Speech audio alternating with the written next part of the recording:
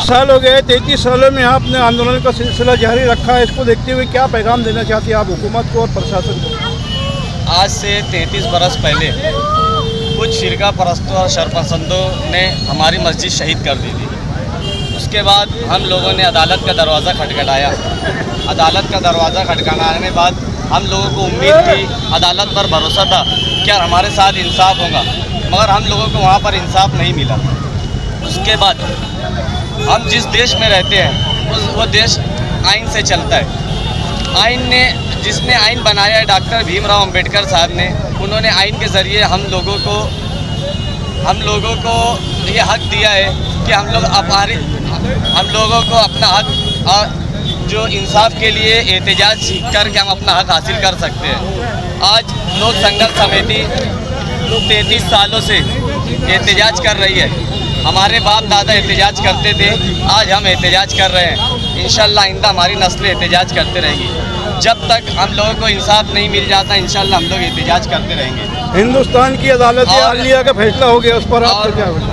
हमारी ये आगे मैं बताता आपको कि असल में जो ये मुद्दा है, ये एक धार्मिक मुद्दा नहीं है, अब ये सियासी मुद्दा बन चुका है। बाबरी मस्जिद का जो मुद्दा है वो सियासी मुद्दा, और आज जो एजेंसियां हैं और इंसाफ के लिए जो बैठे हुए लोग हैं वो सियासी दबाव में काम कर रहे हैं। तो हमको ऐसा लगता है कि हमको उनसे कोई उम्मीद नहीं है जब तक ये सियासी एजेंसियां गैर जानिबदारी तौर से, और जो इंसाफ के मंदिर में बैठे हुए लोग हैं, अगर इंसाफ की नहीं करेंगे तो ऐसे ही हमारे को कोई उनसे आस नहीं रहेगी।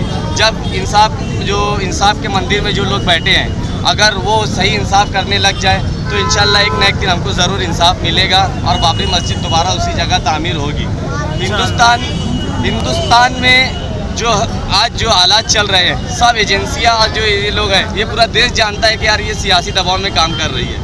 और खुशहाली और जो है अमन, ये मुल्क में दो चीज़ों से ही आएगा। पहला ये कि एक रोज़गारी और दूसरा इंसाफ।